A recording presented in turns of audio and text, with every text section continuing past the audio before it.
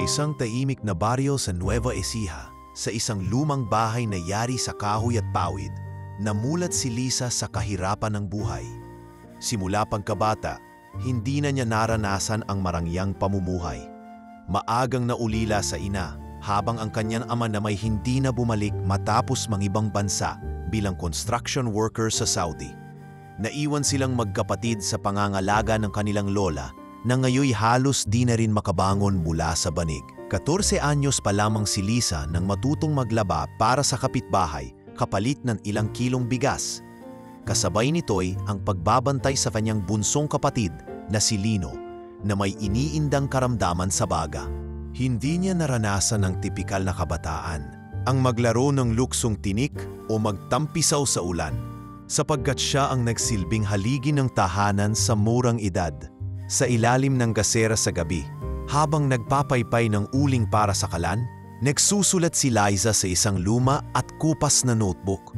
Doon niya inilalagay ang mga pangarap na tila napakalayo, maging isang nurse, magkaroon ng sariling bahay, at mapagamot si Lino sa isang tunay na doktor, at hindi sa albularyo. Ngunit sa bawat pahina ng sulat niya, palaging may isa ring salita sa huling linya: sana bukas makalakad kami papinta sa Maynila. Usang umaga, habang pinupunasan niya ng basang lampin ang noo ni Lino na nilalagnat, napansin niyang lumalala ang ubo nito.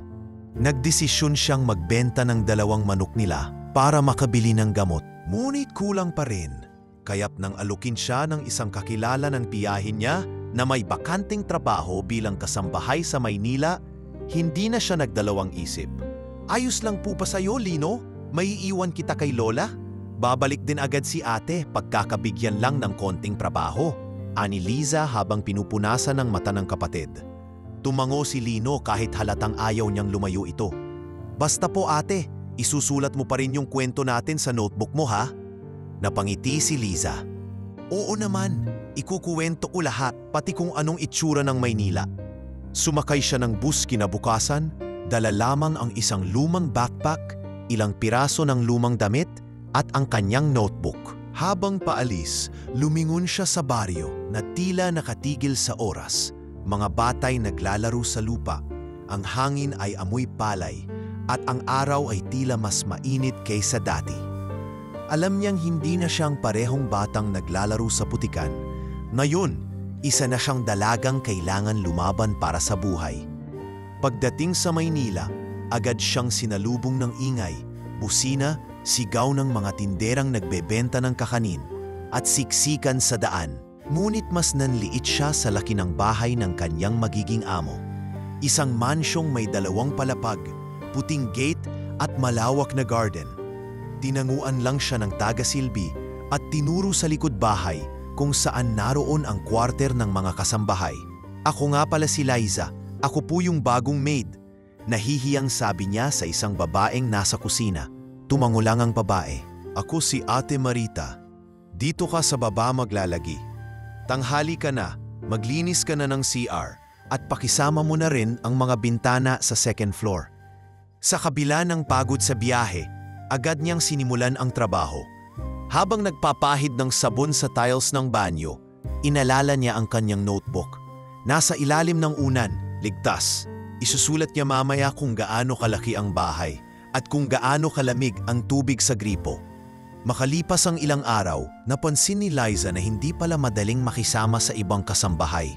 Si Ate Marita ay madalas siyang kinukutya dahil sa barok niyang pagsasalita. Probinsyana ka ano, hindi bagay ang tono mo rito. Baka pati mga kutsara mamaya ihawin mo. Tahimik lang si Liza. Alam niyang bawat minuto ng pagtitiis ay isang hakbang palapit sa gamot para kay Lino. Hindi siya nakikisali sa tsismisan, hindi sumasabay sa sigawan. Kapag gabi na't natutulog na ang lahat, saka lang siya lumalabas at umuupo sa tabi ng washing machine para magsulat. Mahal kong notebook, bulong niya isang gabi habang sumusulat.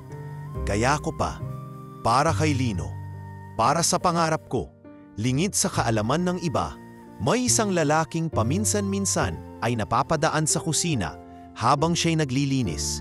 Isang matangkad, may maamong mukha, at bihirang magsalita. Hindi niya alam ang pangalan nito, basta alam niya lang na mukhang mayaman at palaging nakaitim. Minsan, nahuli niyang nakatitig ito sa kanya habang pinupunasan niya ang sahig, ngunit agad din itong umiwas. Hindi rin alam ni Liza na iyon pala ay si Sebastian, ang bilyonaryong fiancé ng anak ng kanyang among babae. Sa ngayon, hindi pa mahalaga iyon. Ang mahalaga lang kay Liza ay ang makapagsimula, ang makaraos. At ang bawat linya sa kanyang notebook ay paalala na kahit hampas lupa siya sa paningin ng marami, may karapatan din siyang mangarap, tahimik man o hindi.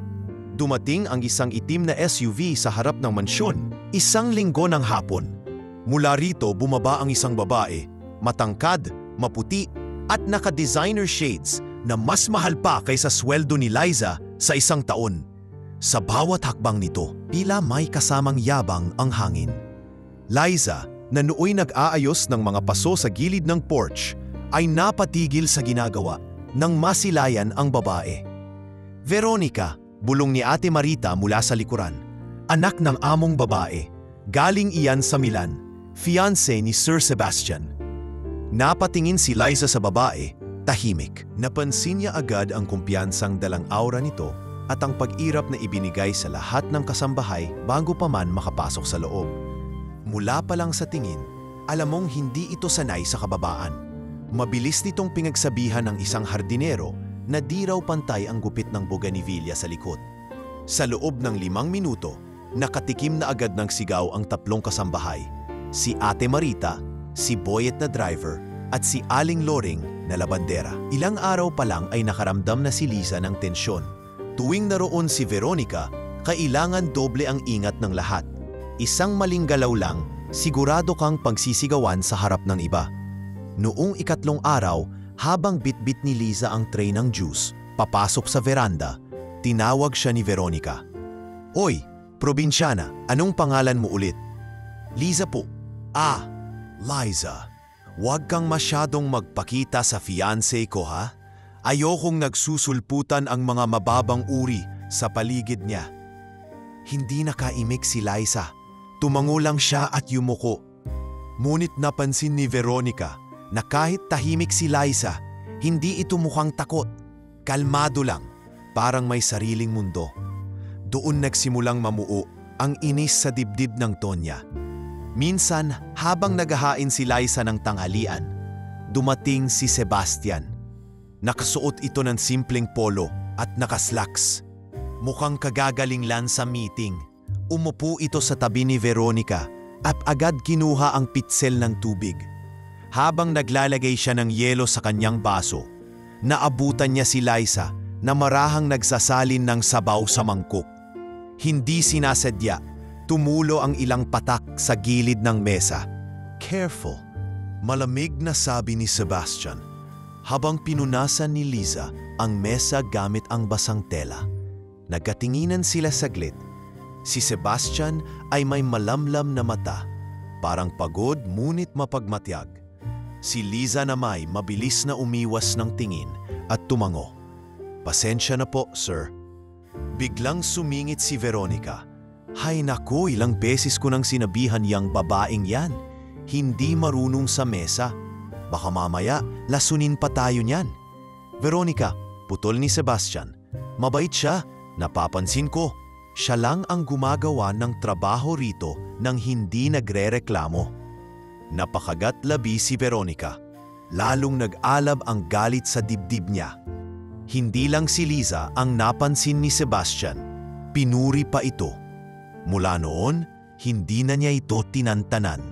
Isang araw, habang naglalaba sa labas si Liza, dumating si Veronica at tinapakan ang sinampay niyang mga basahan. "Ang pangit naman ang pagkakabit. Paulit-ulit na lang ang sablay mo, Liza." Tahimik lang si Liza. Kinuha niya ang basahan at tahimik na sinampay ulit.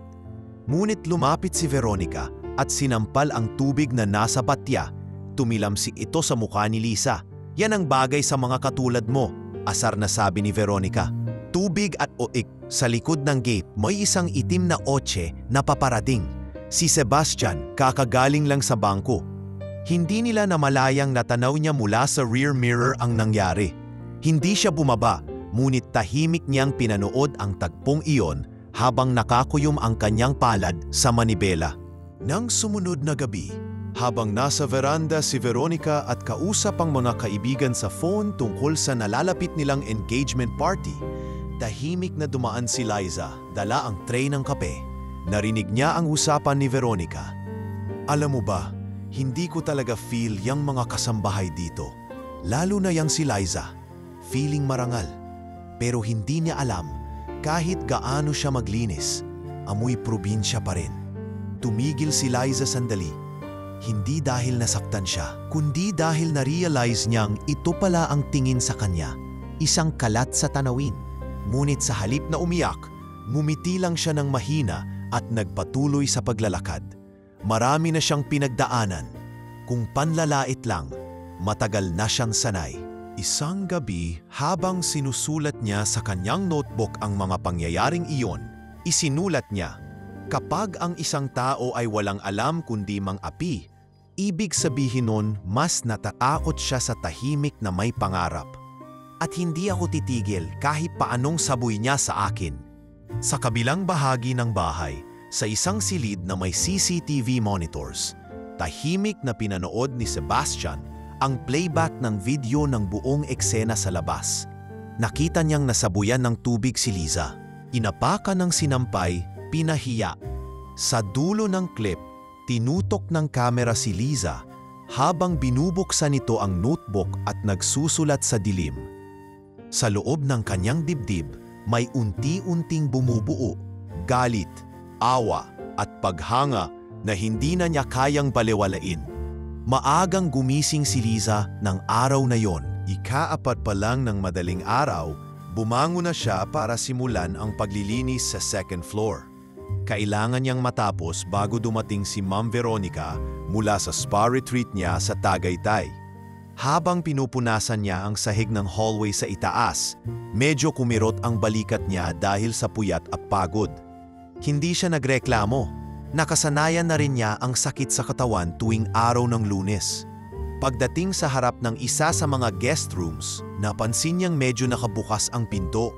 Wala namang ibang bisita sa bahay, kaya't marahan niya itong itinulak para isara.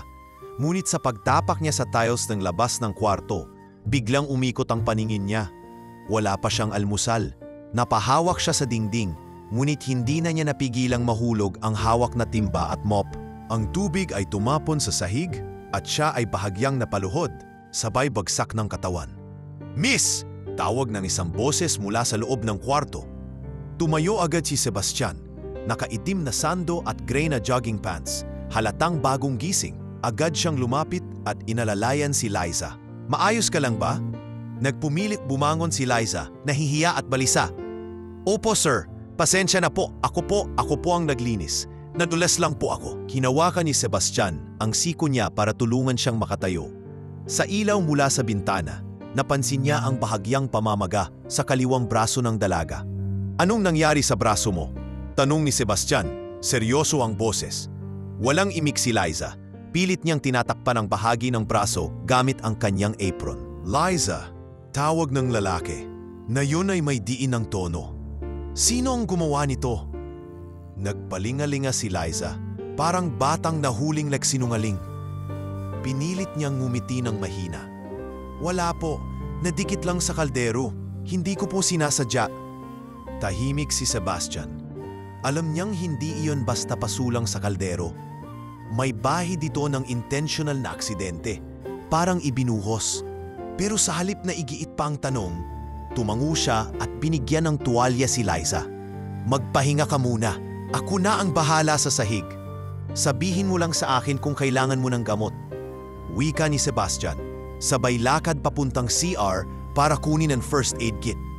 Hindi alam ni Liza kung anong mas matindi, ang sakit ng paso o ang kaba sa dibdib dahil sa mismong fiancé ni Ma'am Veronica ang nakita sa kanya sa ganong ayos.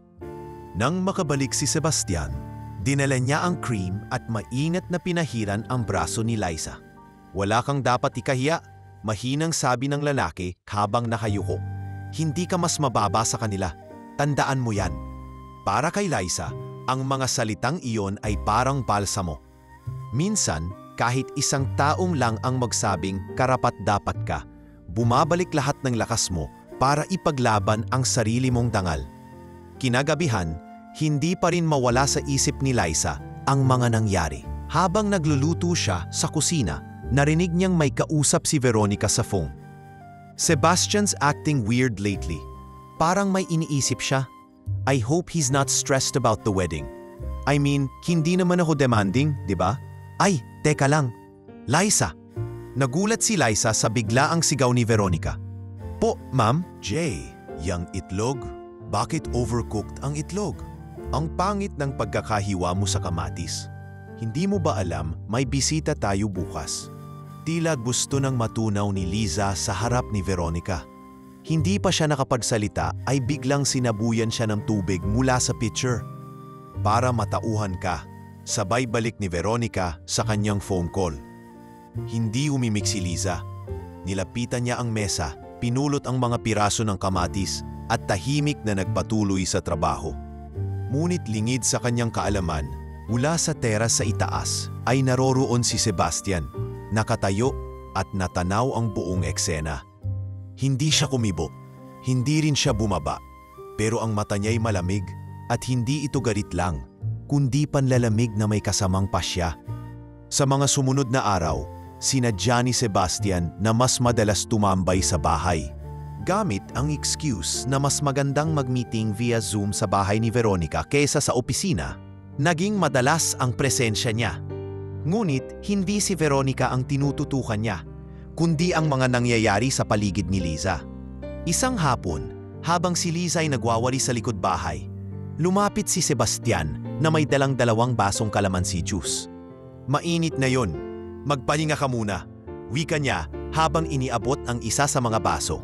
Nagkibit balikat si Liza. Hindi pa rin sanay tanggapin ang ganoong kabaitan mula sa isang mayamang lalaki. Pero tinanggap niya ito, tahimik. Masarap po ito, sir. Salamat, tipid niyang wika. Liza, seryosong sabi ni Sebastian, wala bang araw na naiisip mong umalis na lang dito? Marami pong beses, sagot ni Liza diretsahan. Pero sa bawat beses, naaalala ko si Lino. Kapag iniwan ko ang trabaho, wala siyang gamot. Kaya kahit masakit, tinitiis ko po. Saglit na natahimik si Sebastian. Sa bawat salitang naririnig niya kay Liza, lalong lumalalim ang respeto niya rito. Hindi siya gaya ng iniisip ng iba. Hindi siya mahina. Isa siyang babaeng kaya palang lumaban nang walang sinisigaw. Kaya palang magpatawad kahit walang humihingi ng tawad. Nang gabing iyon, habang tinititigan ni Sebastian ang screen ng CCTV monitor sa kanyang silid, muli niyang pinanood ang video kaninang hapon. Si Veronica, sinabuyan si Liza ng tubig. Si Liza, tahimik na pinulot ang kamatis. At si Liza, ngumiti pa rin kahit may sugat sa braso. Doon na niya pinindot ang record button. Doon na siya nagdesisyong, hindi lang manonood. May kailangan na siyang gawin. Hindi bilang fiancé ni Veronica, kundi bilang isang taong alam na kung sino talaga ang may tunay na halaga. Tanghali pa lamang ay ramdam na ni Liza ang tensyon sa loob ng bahay. Paparating kasi ang isang French investor na matagal nang kapartner ng pamilya ni Veronica sa fashion business nito. Si Madame Rousseau, isang mataray ngunit maimpluwensyang babae, ay kilalang pihikan sa pagkain. Kaya't mula pa lamang umaga ay utos na ng utos si Veronica. Tila walang ibang alam kundi magbigay ng reklamong puno ng panlalait. Siguraduhin mong perfect ang luto ng coq au vin ha? Paniniguro ni Veronica habang nakasandal sa doorway ng kusina. Hawak ang isang tablet habang nagbabasa ng recipe na halos hindi naman siya ang nagluto. Kapag sumablay ka, Liza, pati yung payat mong katawan, baka iprito ko na rin. Hindi sumagot si Liza. Nakayuko lang siyang tahimik na hinihiwa ang mga mushroom. Pinipigilan ang kamay na nanginginig dahil sa pagod.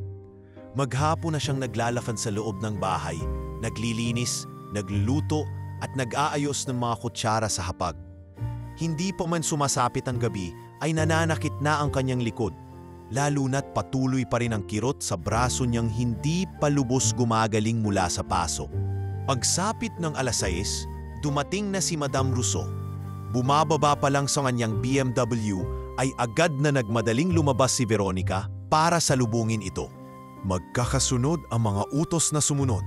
Ayusin ang lighting sa dining room, lagyan ng white orchids ang gilid ng mesa, patayin ang electric fan dahil raw mas classy kung walang humuhuni. Si Liza, habang bitbit ang isang bandehado ng main course, ay naglakad papunta sa mesa. Pinagpapawisan na siya hindi lang sa init, kundi sa kaba. Wala siyang ibang iniisip, kundi ang hindi mabitawan ang plato. Sa gilid ng mata niya, naramdaman niyang tinitingnan siya ni Veronica. Matalim, parang hayop na nag-aabang ng pagkakamali. Habang nagsasalin siya ng sabaw sa isang maliit na mangkok, biglang dumulas ng bahagya ang sandok sa kanyang kamay. Isang patak lang ng sarsa ang tumalsik. Dumapo ito sa tela ng damit ni Veronica. "Tignan mo nga!" sigaw ni Veronica.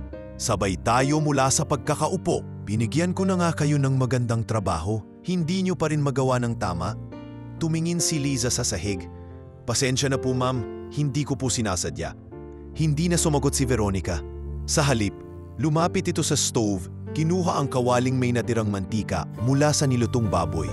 At sa harap ng lahat, kasama ang French investor, ibinuhos ito sa kaliwang braso ni Liza. Hindi sigaw kundi mahabang ungol ng sakit ang namutawi sa bibig ng dalaga. Napaluhod siya sa sahig. Namutla, nanginginig. Sa isang iglap, parang nawala sa mundo ang lahat. Tanging ang init ng mantika, ang panginginig ng katawan at ang mabilis na pagtibok ng kanyang puso ang naramdaman niya. Tahimik si Madame Rousseau. Hindi siya nagulat. Imbes na magalit, parang sanay na sanay sa mga ganitong eksena sa mga elite parties ng Europa. "Oh, come on, Veronica!" Natatawang wika ni Madame Rousseau. "Just fire her, don't deep fry her." Ngunit hindi tumawa si Veronica. Sa halip, nilapitan si Liza at binigas sa wikang hindi maintindihan ng dalaga. "Next time, huwag ka nang magpakita. Ayoko nang abala sa gabi ng mga importanteng bisita." Tumangulang si Liza, hindi dahil sang-ayon siya kundi dahil wala na siyang lakas tumanggi. Pagkaalis ng mga bisita, dumiretso si Liza sa quarter ng mga kasambahay. Walang lumapit sa kanya. Lahat ay nagkibit balikat, parang wala silang nakita. Tiningnan niya ang braso niyang namumula at nagbabalat. Sumisirit ang sakit hanggang balikat. Tahimik niyang hinugasan ito sa ilalim ng malamig na tubig at pinatungan ng piraso ng yelo na nakuha sa freezer. Wala siyang gamot, wala siyang yelo, wala siyang iyak. May kirot pero wala siyang luha. Sa kwarto, inabot niya ang kanyang notebook. Nanginginig pa ang kamay niya habang sinusulat ang bagong entry. "Ngayong gabi, ang laman ng balat ko ay hindi lang paso, kundi buong bigat ng pagiging wala. Pero kahit nilapastangan ako, hindi nila kayang kunin ang laman ng puso ko." Patuloy akong tatayo, ngunit ang hindi niya alam habang sinusulat niya ang mga linyang iyon, sa kabilang bahagi ng bahay ay may isang lalaking nanunood ng live feed ng CCTV mula sa kanyang laptop. Si Sebastian. Tahimik itong nakaupo sa study room ni Don Renato, ama ni Veronica, habang paulit-ulit na pinapanood ang video ng buong insidente. Wala siyang imik, nakalapat lang ang palad sa kanyang bibig at ang mga mata niya'y punong-puno ng pagkadismaya. Mula sa unang tulo ng sarsa hanggang sa pagbuhos ng mantika, walang bahagi ng video ang hindi niya nakita. Kita niya rin ang hindi pag-imik ni Liza, ang pamumutla ng kanyang balat, ang pagtanggap sa pananakit na tila isang normal na bagay. Hindi ito ang unang beses na nakita niyang sinaktan si Liza, pero ito ang unang beses na nakita niyang muntik na itong mawalan ng ulirat. Nagsimula siyang mag-type sa kanyang laptop. Isang liham, hindi para kay Veronica, kundi para kay Liza. "Liza, nakita ko ang lahat. Alam kong hindi mo kailanman hiningi ang awa ng kahit sino. Alam kong hindi mo kailanman ginamit ang kahinaan para makakuha ng simpatiya. Pero hindi na ako mananahimik. Hindi na ako uupo habang ginugupo ka nila. Huwag mong isipin na ito ay dahil naaawa ako. Hindi. Ginagalang kita. Bilang tao, bilang babae, bilang ikaw.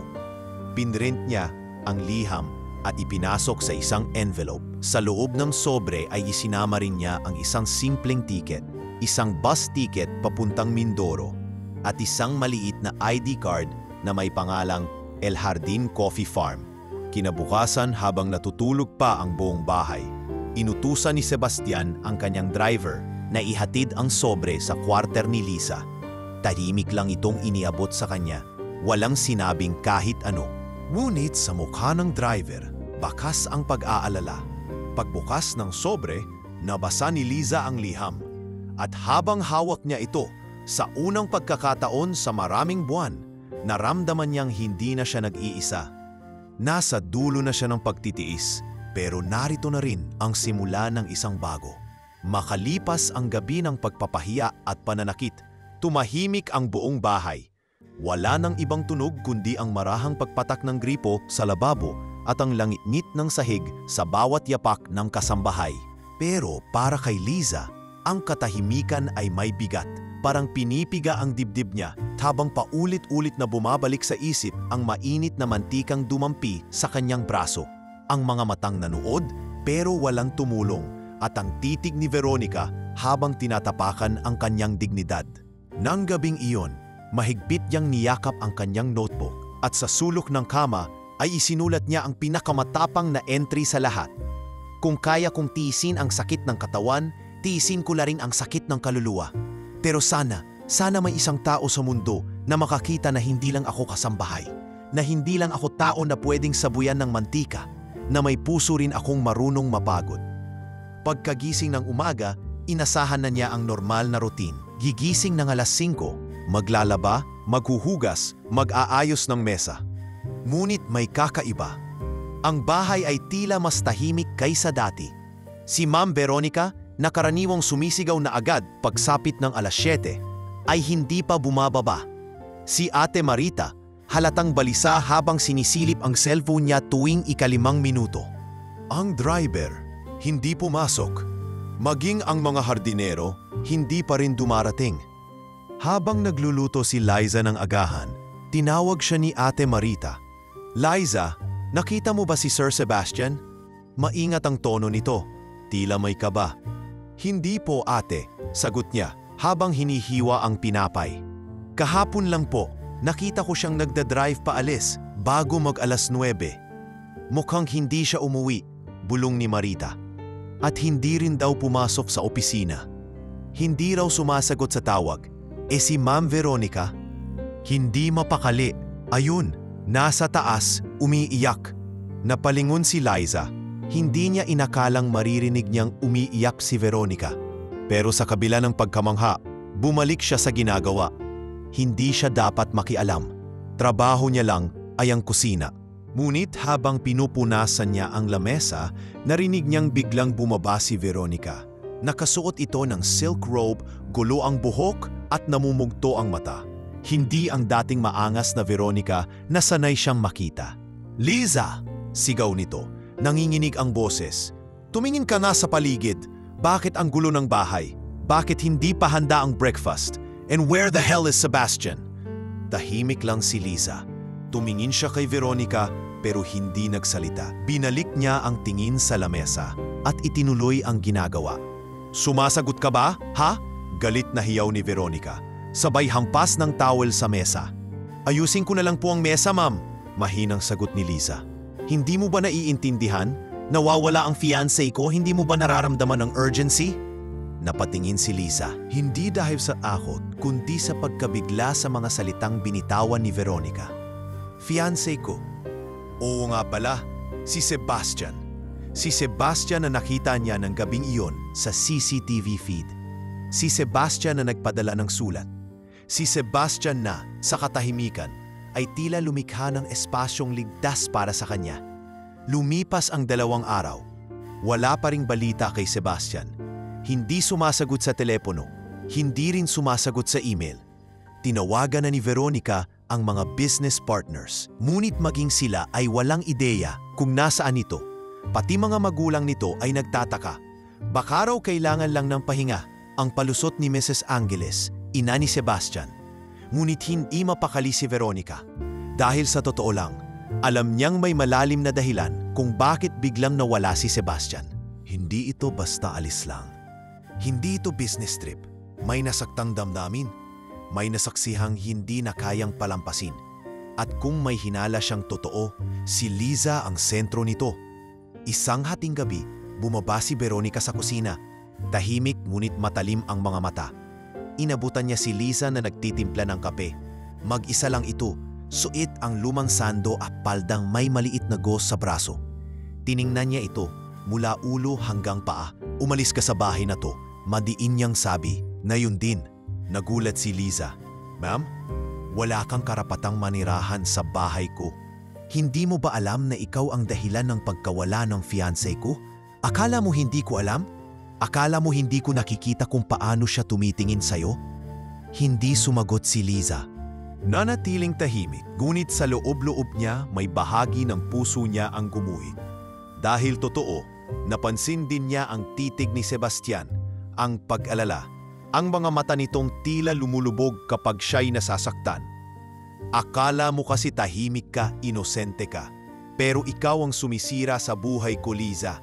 Sigaw ni Veronica, namumula sa galit. Tahimik na iniwan ni Liza ang kape at pumasok sa kwarto. Ngunit hindi dahil sa takot. Sa loob ng kanyang puso, alam niyang hindi niya kailangang magsalita pa dahil kahit anong gawin ni Veronica, ang totoo ay nakita ni Sebastian ang lahat. At sa unang pagkakataon, may isang tao na piniling maniwala sa kanya. Kinabukasan, habang nagwawalis siya sa garden, dumating si Mang Rado, ang matandang driver ni Sebastian. Tahimik itong naglakad papunta sa kanya at iniabot ang isang envelope. Para sa iyo raw, iniabot ni Sir bago siya umalis, wika nito sabay tango. Pagbukas ni Liza ng envelope, nakita niya ang liham. Ang sulat kamay ni Sebastian. Maikli lang ito. Liza, hindi ko alam kung kailan mo ito mababasa.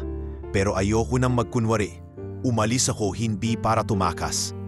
Umalis ako dahil kailangan ko munang iligtas ang sarili ko sa mundong ayaw kong maging bahagi. Babalik ako hindi bilang fiancé ng iba, kundi bilang taong kayang pumili. At pinipili kitang igalang mula ngayon hanggang sa makakaya ko. Sa loob ng sobre ay may bus ticket papuntang Mindoro, isang simpleng ID card ng farm at isang papel ng schedule ng biyahe. Hindi umiyak si Liza, pero sa pagkakataong iyon, pinikit niya ang mga mata at huminga ng malalim. Tumalikod siya sa garden at pumasok sa kwartong minsan ay naging kulungan.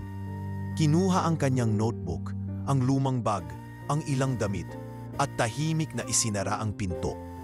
Sa huling sandali bago siya lumabas ng bahay, tiningnan niya si Veronica. Hindi siya nagsalita, isang tingin lang, sapat na. Hindi ng pagmamataas, kundi ng isang taong muling nabuhay matapos sunugin ng mundo. Hindi na siya lingkod na yon, hindi na siya patapon. Siya si Liza at siya na ang may hawak ng direksyon ng kanyang sarili. Mag-aalas 10 ng gabi nang makarating si Liza sa terminal ng bus sa Cubao. Nakaupo siya sa pinakadulo. Dala ang isang backpack, ang lumang notebook, ilang pirasong tinapay at ang sobre na ibinigay sa kanya ni Mang Rado. Mahigpit ang pagkakayakap niya sa bag, hindi sa takot na manakawan, kundi sa takot na baka sa pag-alis niya may babalikan siyang walang kabuluhan. Ang biyahe patungong Mindoro ay mahaba. Habang nasa ferry, pinagmamasdan niya ang dilim ng karagatan. Hindi niya alam kung ano ang naghihintay sa kanya, pero isa lang ang sigurado niya, mas pipiliin niya ang di katiyakang ito kaysa sa katiyakang masaktan sa bahay na dati niyang pinagtrabahuhan. Sa unang paglapag niya sa bayan ng Socorro, sinalubong siya ng hangin na amoy lupa at bagong aning palay. Isang matandang babae ang nagpakilala bilang Aling Nena, ang caretaker ng El Jardin Coffee Farm. Ako raw ang sasalubong sayo, sabi nito habang nilalagay sa tricycle ang kanyang gamit. Matagal ka raw hinihintay ni Sir Sebastian. Napatingin si Liza. Hinihintay? Oo, umalis siya para ayusin ang ilang bagay sa Japan. Pero bago siya umalis, sinabi niya na ikaw daw ang bagong magiging tagapamahala ng farmhouse. Inayos na niya lahat. Bahay mo, pagkain mo, pati buwanang allowance mo. Hindi siya nakasagot. Tahimik lang siyang nakatingin sa palibot.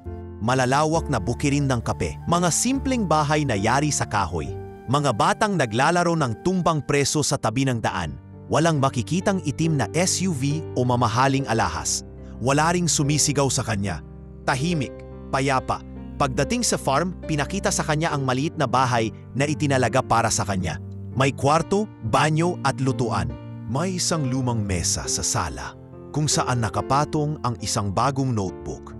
Mas makapal, may leather na cover at may nakasulat sa unang pahina. Para kay Liza, simula ng tunay mong kwento. Napaupo siya sa kaharap ng mesa. Hindi na niya napigilan ang luha. Sa unang pagkakataon, matapos ang napakaraming buwan, umiyak siya hindi dahil sa sakit, kundi dahil sa kaluwagan sa dibdib. Hindi pa man perpekto ang lahat, pero ngayon, may simula na. Sa sumunod na linggo, pinakilala siya sa mga manggagawa ng farm. Lahat ay mababait, magagalang, at walang nagtanong kung saan siya galing. Basta ang alam nila, siya na ngayon ang bagong admin sa pabahay ng mga manggagawa. Inayos niya ang mga forms ng mga trabahador. Sinigurong may sapat na pagkain ang mga pamilya at sinimulan ang maayos na sistema ng bayaran. Isang hapon, habang nagsusulat siya sa bagong notebook, may dumating na sulat na nakalagay sa brown envelope. May tatak ng isang kumpanyang legal sa Pokyo. May pangalan niya ito at ang sumulat ay si Sebastian mismo. Liza, panimula ng liham, una sa lahat, salamat sa pagtanggap mo sa paanyaya kong umalis. Alam kong hindi madali ang pagtalikod, lalo na kung sanay ka na sa sakit. Pero mas mahirap manabili sa lugar na unti-unting pinapatay ang halaga mo bilang tao. Umalis ako hindi para iwan ka. Umalis ako para buuin muli ang sarili ko at linisin ang mga koneksyong ginugulo ng maling ugnayan. Si Veronica at ang kanyang pamilya ay pinutol ko na sa negosyo. Sinagot ko ang press sa pamamagitan ng katahimikan. Pero sa likod nito ay masinsinang paglilinis ng lahat ng bagay na dati kong tinanggap sa pangalan ng commitment. Alam kong mahirap magtiwala, hindi kita hinihinga ng kapalit. Ang hiling ko lang, sana kapag nagkita tayong muli, isa na akong taong hindi mo kailangang pagdudahan. Hanggang sa muling pagkikita, Sebastian, isinandal ni Liza ang likod sa silya. Hindi niya alam kung anong mararamdaman. Hindi niya pinangarap ang isang bilyonaryong tagapagligtas. Pero sa liham na iyon, hindi siya tinuring na mahina. Tinuring siyang pantay. Kaibigan, tao. Lumipas ang mga araw na puno ng mga simpleng gawain. Pag-check ng storage room, paminsang pag-inspeksyon ng mga tanim, at pagbibigay ng pagkain sa mga bata ng mga manggagawa. Sa gabi, habang nakaupo sa ilalim ng lampara, binabalikan niya ang lumang notebook at iniisip kung gaano na siya kalayo mula sa araw na iyon sa kusina kung saan siya sinabuya ng mantika. Sa isang entry, sinulat niya, "Hindi ko inakala na ang tanong na, bakit ko ito tinitiis, ay mapapalitan ng tanong na paano ko ito nabuhay. Pero ito na ako, hindi na alipin, hindi na tauhan. Isa na akong taong may saysay. Hindi ko pa alam kung anong darating bukas, pero sa ngayon, masaya akong buhay pa ako at buo na." Isang gabi, habang nagpapahinga sa porch, dumaan si Aling Nena, dala ang isang basket ng bagong inaning kape. Umuo ito sa tabi ni Liza at numiti. "Aba, mukhang malalim ang iniisip mo, Hija." "Wala naman po, Aling Nena. Tinitingnan ko lang po ang buwan. Parang pareho lang ang langit kahit saan ka mapunta." Pero hindi pareho ang pakiramdam sa ilalim niya. Sagot ni Aling Nena, "Minsan, sa isang lugar, ang buwan ay parang saksi sa sakit. Sa iba naman, saksi siya sa pagsisimula." Napangiti si Liza. Tumango siya. "Tama po kayo." Sa mga sumunod na linggo, unti-unting gumaan ang pakiramdam ni Liza. Hindi pa man niya alam kung kailan babalik si Sebastian. Pero sa bawat araw na lumilipas, natututo siyang hindi umasa. Hindi dahil sa wala ng pag-asa, kundi dahil natututo siyang mamuhay nang hindi laging may hinihintay. Sa kanyang bagong buhay sa Mindoro, nagsimula siyang tumanggap ng bagong sarili. Isang Liza na hindi na basta-basta inaapi. Isang Liza na kayang magsimula sa putikan at mamulaklak sa gitna ng lupaing dati hindi kanya. At sa gitna ng gabi, habang pinapatay niya ang lampara bago matulog, binulong niya sa hangin, "Salamat sa tanong, Sebastian. Salamat sa liham. Salamat sa hindi kaawa. Salamat sa pagrespeto." Dahil sa liham na iyon, sa bagong tanawin at sa katahimikang hatid ng lupaing hindi kailanmang nanghusga, nagsimula ang bagong kabanata sa buhay ni Liza.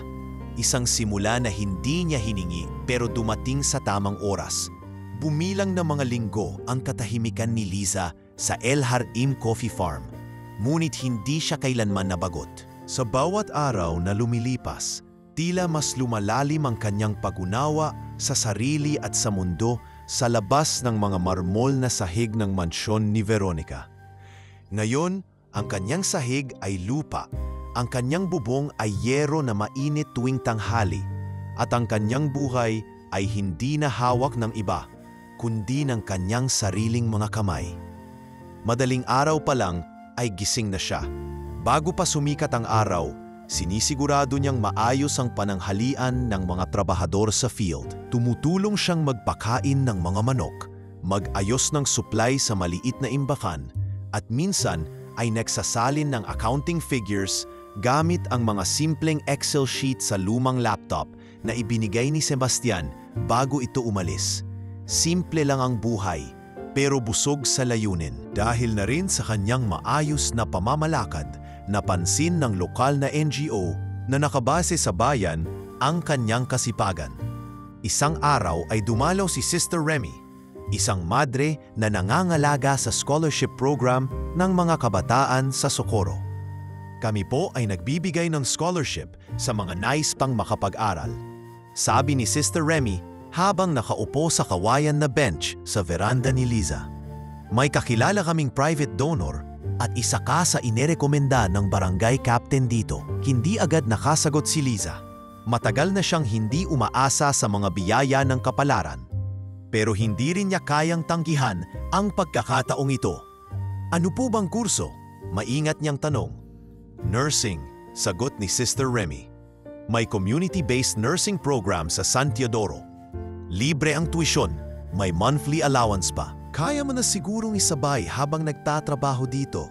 Kinagabihan, habang nakaupo siya sa ilalim ng bughaw na ilaw ng kanyang porch, binuksan niyang muli ang kanyang lumang notebook. Sa isang pahina ay sinulat niya, "Ang dating panaginip ay ngayon, dahan-dahang lumalakad sa akin. Minsan pala, hindi kailangan ng magarbong regalo para umabante ang buhay. Minsan, kailangan lang ay tahimik na lupa, tamang panahon at panibagong pag-asa." Mula noon, nagsimula siyang mag-commute tuwing Martes at Huwebes papintang San Teodoro para sa klase. Bit-bit ang second-hand nursing books na pinamana ng isang retiradong nurse sa bayan. Nagsusumikap siyang intindihin ang mga medical terms na noon ay nababasa lang niya sa pabalat ng gamot ni Lino. Sa kabila ng pagod, masaya si Liza. Kahit walang makeup, kahit ang uniform niya ay binili lang sa ukay, hindi na siya kinakabahan sa bawat hakbang. Nasa likod ng isip niya si Sebastian. Hindi dahil umaasa siya sa kung anuman, kundi dahil alam niyang kung wala ito, baka wala siya sa kung nasaan siya ngayon. Pero sa bawat araw na hindi ito nagpaparamdam, mas pinipili niyang yakapin ang sarili bilang sapat na. Isang hapon, habang nag-aayos siya ng mga gamit sa maliit na opisina ng farm, pumasok si Aling Nena. May dalang 2 sako ng tuyo at bagong aning sili. "Bukas ang anihan ng Barako beans," sabi nito. "Ikaw na daw ang hahawak sa delivery list." "Okay po, ako na po bahala," sagot ni Liza habang pinupunasan ang lamesa. "Mukhang napapamahal ka na sa lugar na to ah," biro ni Aling Nena. Napangiti si Liza. "Parang bahay ko na rin po kasi to." Nang gabing iyon, habang naguhugas siya ng pinagkainan, Napalingon siya sa radyo na naka-on sa sulok ng kusina. Tumutugtog ang isang lumang kanta, ang paborito ng kanyang ina noong bata pa siya. Saan ka man naroroon, sa bawat himig ng awitin, bumalik sa kanya ang alaala ng inang nag-iiwan ng tinapay sa tabi ng kanyang unan tuwing umaga. At ng gabing niyayakap siya habang nilalagnat si Lino. Nagsimulang pumatak ang luha ni Liza. Hindi sa lungkot, kundi sa wakas ay nahanap niya ang lugar na maaaring tawaging kanya. Isang araw, dumating ang isang nurse mula sa isang private clinic sa bayan.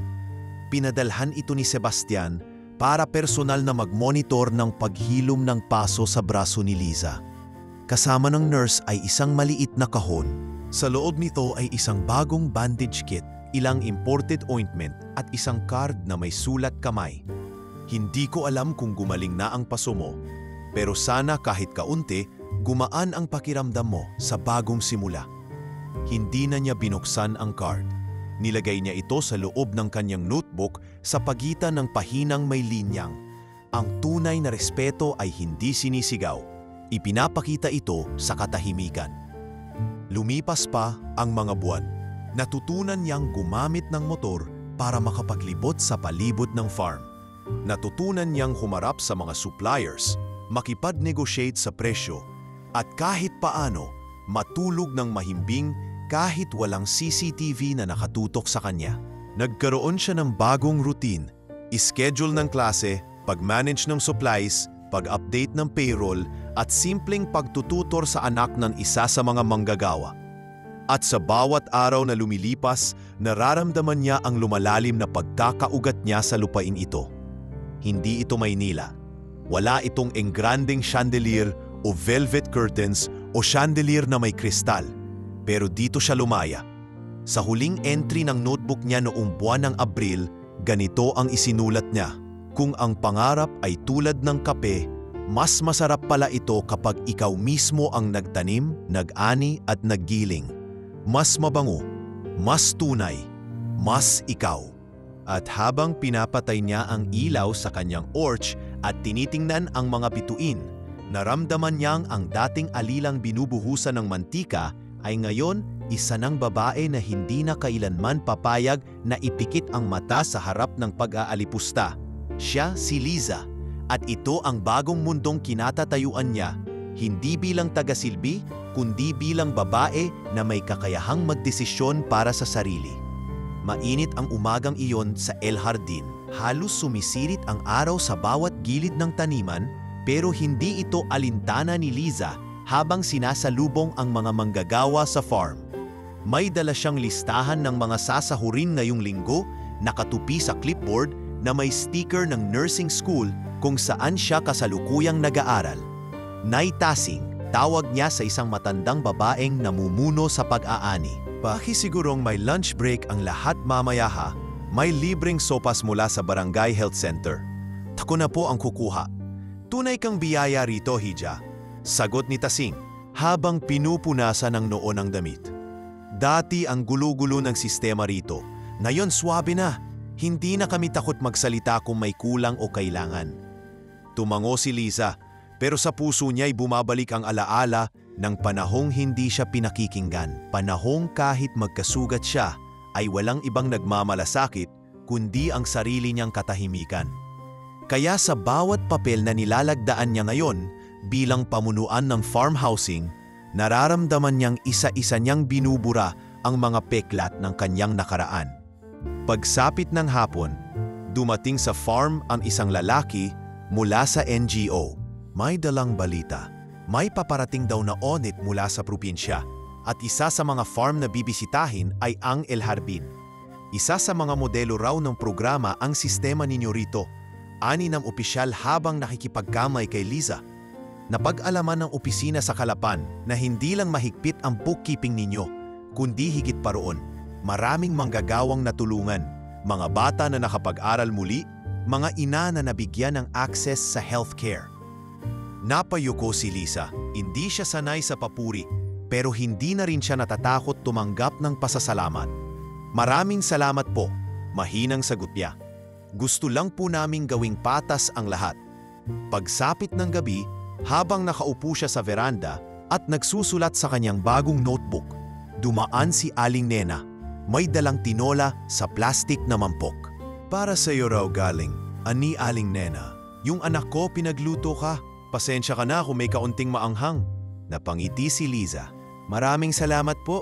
Baka po pwedeng ipasa ko na lang sa mga bata sa kabilang kanto? Walang problema. Pero teka, Liza, balita ko raw may scholarship ka raw sa bayan? Paano mo sinasabay sa pamumuno rito? Nagkibit balikat si Liza. Kapag gusto mo talaga, makakahanap ka ng paraan. Basta wag lang po ako magkasakit. Sabay tawa niya.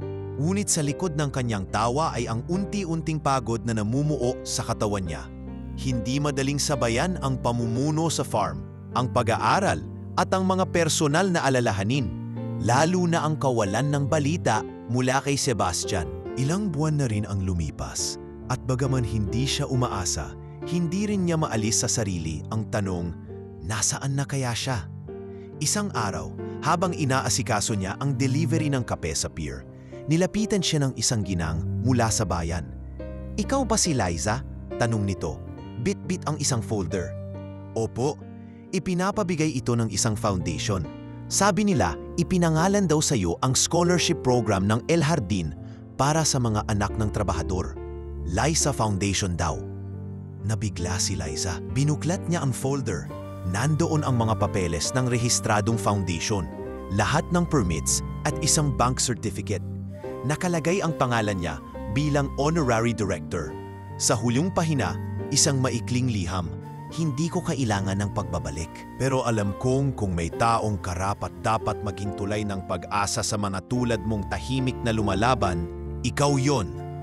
Napaluhod si Liza sa tabi ng upuan habang hawak ang folder. Muli hindi siya umiyak, pero ramdam niyang bumigat ang dibdib niya sa sobrang emosyon, pasasalamat, pagkagulat at pagkalito. Hindi siya hinihinga ni Sebastian ng kahit ano, pero sa likod ng lahat ng ito, patuloy siyang sinusuportahan ng lalaki. Hindi sa paraang romantiko, kundi sa paraang dignified, marespeto at may layunin. Simula noon, naging mas buo ang loob ni Liza. Ginamit niya ang foundation bilang tulay para makapagtayo ng library sa loob ng farm. Sa tulong ng mga volunteer mula sa nursing school, nakapagpatayo sila ng maliit na health post. Minsan sa isang linggo, may libreng konsultasyon para sa mga may sakit. Isa-isang nagbago ang buhay sa farm. Hindi dahil sa milagro, kundi dahil sa tahimik na paggawa. Isang gabi, habang pauwi na siya mula sa bayan matapos ang night class sa anatomy, napadaan siya sa bakanteng lote kung saan balak nilang itayo ang daycare center para sa mga anak ng magsasaka. Pumwesto siya sa gitna ng damuhan, umupo sa bato at tinanaw ang langit. Tahimik, walang trapiko, walang sigawan, walang Veronica. Habang pinagmamasdan niya ang kumukutitap na mga bituin, nilabas niya ang kanyang lumang notebook. Ibinukas niya ito sa pinakadulo at isinulat. Dati, isang sulat lang ako sa dilim. Ngayon, isa na akong pahina ng pag-asa para sa iba. Hindi ko pa rin alam kung ano ang kahihinatnan ko. Pero ngayong gabi, isa lang ang malinaw. Hindi na ako kailanman babalik sa lugar kung saan pinapaluhod ako para lang marinig. Nang gabing iyon, mas mahimbing ang kanyang tulog. Hindi dahil sa pagod, kundi dahil sa wakas, marunong na siyang maging tahimik sa gitna ng kapayapaan. Hindi ng pagdurusa, kundi ng tagumpay na hindi kailangang ipagsigawan. Sapagkat sa katahimikan, doon naririnig ang pinakatunay na kwento. At ang kwento ni Liza ay nagsisimula na hindi sa pasakit, kundi sa paninindigan. Sa isang high-rise condo sa BGC, tahimik ang isang silid sa ika-15 palapag. Ang mga kurtina ay nakatakip. Ang lamig ng aircon ay masyadong matalim para sa isang nag-iisa. Sa loob ng silid na iyon, nakaupo sa sahig si Veronica, suot ang silk robe na minsan niyang ipinagyayabang sa social media. Wala na ang kanyang ayos, ang pulbo sa mukha o ang kumpiyansa sa tinig. Lahat ay nalusaw sa katahimikan. Ilang linggo na siyang hindi nagpapakita sa opisina. Mula nang mawala si Sebastian, sunod-sunod na ang pagbagsak ng mga proyekto nila. Una, ang French investor na si Madame Rousseau ay umatras sa pinaplanong expansion. Sumunod, ang dalawang local endorser ay nag-cancel ng kontrata matapos masangkot si Veronica sa isang online leak. Isang araw, biglang nag-viral ang isang video. Hindi alam ni Veronica kung paano lumabas, pero iyon ang mismong eksena sa kusina. Ang pagsigaw niya, ang pang-aalipusta, at ang pagbuhos ng mantika kay Liza. Sa video, malinaw ang lahat. Ang pamumula ng braso ni Liza, ang tahimik nitong pagtangga, at ang pamimilit ni Veronica na sabihing ito ay aksidente. "Don't be so dramatic, it's just oil," sigaw niya sa video habang tumatawa ang ilang bisita.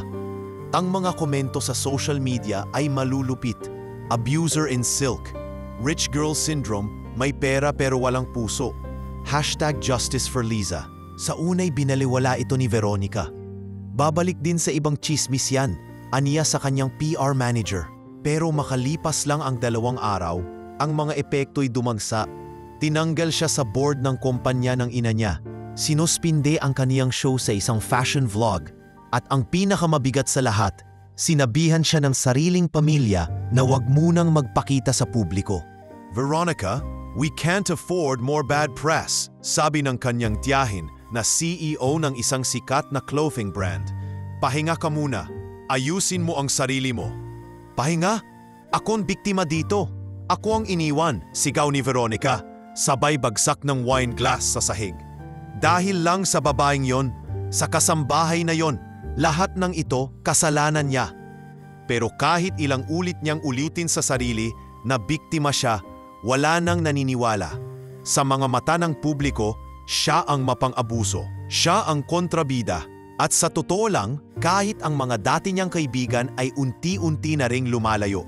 Lahat ay takot madawit sa issue. Isang gabi, lasing na lasing siya habang tumatawa mag-isa sa harap ng salamin. "Tingnan mo ko, Liza," bulong niya. "Ako ang may pera, ako ang may bahay, ako ang sikat." Pero ikaw ang pinapanigan nila. Ikaw na ngayon ang bida. Kinuha niya ang cellphone at tinawagan si Sebastian. Sa ika-10 ring, bigla itong nag-cut. Hindi sumagot. Wala kahit isang mensahe. Mula nang umalis ito, hindi na nagparamdam. At ngayon tila mas lalong naging mailap. Kinabukasan, nagpunta siya sa opisina ng mga magulang ni Sebastian. Umasang kahit paano'y maipaglalaban pa ang relasyon. Ngunit pagdating niya sa lobby ng Angeles Holdings, hinarang siya ng receptionist. "Sorry po, Ma'am Veronica. May instruction pong hindi muna kayo pwedeng papasukin."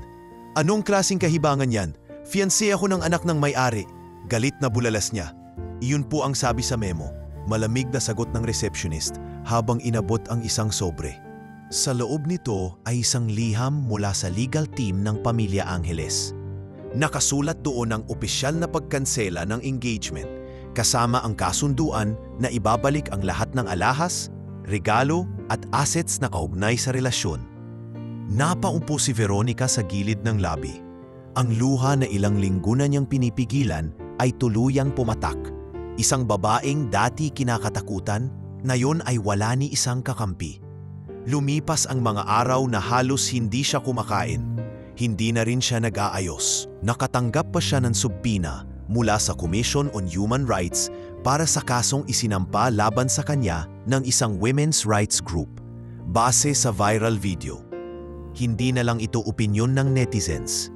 Isa na itong legal na usapin. Isang araw, habang nakahiga siya sa kama, dumating ang matagal na niyang yaya na si Mila, dala ang ilang damit at pagkain. "Veronica anak, kumain ka naman," pakiusap ng matanda. Pero tumalikod lang si Veronica. "Alam mo ba kung anong pakiramdam na matalo sa isang laro na ako ang nag-imbento? Hindi laro ang buhay ng ibang tao, Veronica," sagot ni Mila habang inilalapag ang pagkain sa mesa. "Matuto kang tumanggap ng pagkakamali. Baka hindi pa huli ang lahat." Kumahimik si Veronica, matagal, pero sa loob-loob niya, alam niyang hindi niya kayang humingi ng tawad. Dahil ang paghingi ng tawad ay nangangahulugang pagtanggap na siya nga ang dahilan ng lahat ng pagkaguho. At hindi pa siya handang aminin iyon, hindi pa sa ngayon. Ngunit habang lumilipas ang mga linggo, habang ang mundo ay patuloy na umikot, unti-unting nawalan ng halaga ang lahat ng ginto at alahas, ang followers sa social media at ang mga brand endorsements. At sa bawat pagtitig niya sa salamin, hindi na niya makita ang babaeng dating pinapalakpakan sa runway. Ang natitira na lang ay isang nilalang na hindi marunong magmahal kundi ang sarili. At habang sa kabilang dulo ng bansa ay may isang babaeng tahimik na namumuno sa isang coffee farm, lumalago, nagiging inspirasyon at yumayakap sa bagong buhay. Si Veronica naman ay nananatili sa dilim ng kanyang silid, yakap ang mga pagkakamaling hindi niya matanggap. Ang isang babaeng may lahat ng bagay, ngayon ay wala na ni isang tunay na pagkatao. At sa bawat minutong lumilipas, siya mismo ang nakakaramdam.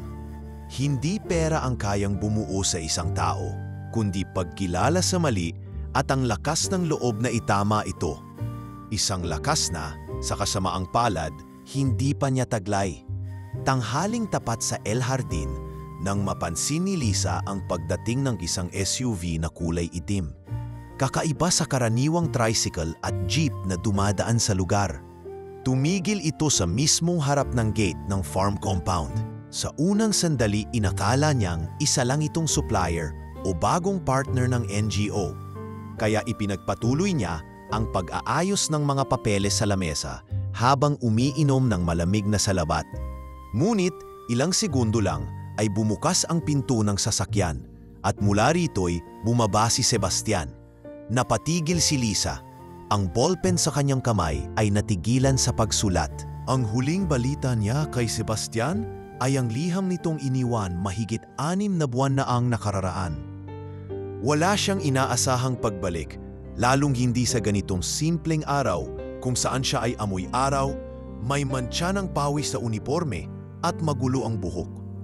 Tahimik si Sebastian habang papalapit, suot ang simpleng t-shirt, maong na pantalon at rubber shoes. Wala ni isang bodyguard. Wala ring kahit anong tanda ng pagiging bilyonaryo. Sa halip, ang dala nito isang maliit na travel bag at isang payak ng ngiti. Liza, bati nito. Halos pabulong ngunit malinaw. Sebastian, sagot niya, hindi alam kung dapat ba siyang tumayo, ngumiti o umiwas ng tingin. Anong ginagawa mo rito? Bumabalik, maikling sagot ni Sebastian. Pero hindi para manggulo, kundi para makipagkamusta. Nagkatinginan sila saglit. Walang halong drama, walang musika. Tanging hangin lang ng Mindoro at mga tahol ng aso sa likod ang saksi sa tagpong iyon. Pinaupo niya ito sa lilim ng isang manggang may bangkong kahoy. Inabot ni Sebastian ang isang thermos at 2 plastik na baso mula sa bag. Bago akong umalis, natutunan kong gumawa ng sarili kong salabat. Tinuro ng isang lola sa Kyoto. Anito habang ibinubuhos ang inumin. Tahimik na kinuha ni Liza ang baso. Ininom niya ito, malamig at maanghang sa lalamunan. Masarap, maikling komento niya. Liza, panimula ni Sebastian habang tinatapik ang lamesa. Hindi kita sinadyang iwan noon. Ayokong maramdaman mong pinabayaan kita. Pero kailangan kong ayusin ang lahat. Ang negosyo, ang buhay, pati ang sarili ko. Alam ko, sagot ni Liza, nabasa ko yung liham mo. At salamat dahil hindi mo ako pinilit. Hindi mo rin ako ginulo. Pinayagan mo akong huminga. Tumango si Sebastian. Walang ibang gusto kundi yon. Ang makita kang buo, hindi dahil sa akin, kundi dahil sa sarili mo. Mula sa di kalayuan, dumaan si Aling Nena at ngumiti. Uy, may bisita pala si bossing natin? Biro nito. Napangiti si Liza. Hindi po ako boss dito, Nay. Totoo naman, sabat ni Sebastian. Pero sa totoo lang, mas may alam ka na sa pagpapatakbo ng farm kaysa sa akin. Napayuko si Liza, ngunit hindi na siya namula sa hiya gaya ng dati. Maliit lang to kumpara sa negosyo mo, pero mas malalim ang epekto. Ang mga tao rito, mas buo kaysa sa mga taong nakikita ko sa boardroom. Nagpatuloy ang usapan nila sa ilalim ng lilim. Mula sa simpleng kamustahan, napunta sila sa kwento ng mga proyektong pinangunahan ni Liza, ang scholarship program ng mga anak ng magsasaka, ang health post na napapakinabangan ng barangay, at ang training ng mga kababaihan sa basic healthcare. Si Sebastian ay tahimik lang na nakikinig, halatang humahanga. Hindi dahil sa resulta, kundi sa paraan ng pagkamit. May isa kong makakaregalo, wika ni Sebastian pagkaraan ng ilang minuto. Sebastian, hindi to mamahalin. Putol niya. Hindi rin to pag-ako. Isa lang tong paalala. Mula sa bag ay kinuha niya ang isang maliit na kahon. Binuksan ito at sa loob ay isang simpleng singsing na yari sa kahoy. May inukit na pangalan sa loob, Liza. Hindi ko ito bigay bilang panliligaw, hindi rin bilang alok ng relasyon. Gusto ko lang malaman mo na kahit saan man ako naroroon, dala ko ang pangalan mo. Kasi ikaw ang paalala ko kung ano ang tunay na halaga. Hindi nakaimik si Liza. Tahimik niyang tinanggap ang kahon. Sa kanyang dibdib ay may humalo. Hindi kilig, hindi kaba, kundi isang malalim na paggalang, pagkilala. Isang uri ng pagmamahal na hindi nananakal, hindi nagmamadali. Sa dulo ng araw, habang pinapanood ni Liza, si Sebastian na tumutulong sa mga bata sa pag-aani ng barako beans. Napangiti siya, hindi dahil sa presensya ng isang bilyonaryo sa kanyang simpleng mundo, kundi dahil ramdam niyang ang dating pader na naghihiwalay sa kanila ay hindi na kailanman babalik. At nang muling sumapit ang gabi, habang nagsusulat siya sa notebook sa ilalim ng gasera, isinulat niya ang pinakatapat na linyang lumabas sa kanyang puso. Ngayon wala akong kailangang patunayan sa kahit sino. Hindi ako pinili para iligtas. Pinili ako para igalang. At sa huli, yon lang ang kailanman kong hiniling. Simula nang bumalik si Sebastian sa El Jardin, tila naging bahagi na siya ng ritmo ng farm. Hindi siya bumalik bilang bilyonaryo o tagapagligtas. Dumating siya na parang isang kaibigan na handang matuto. Araw-araw, suot niya ang simpleng t-shirt at kupas na shorts habang nakikibahagi sa gawaing bukid.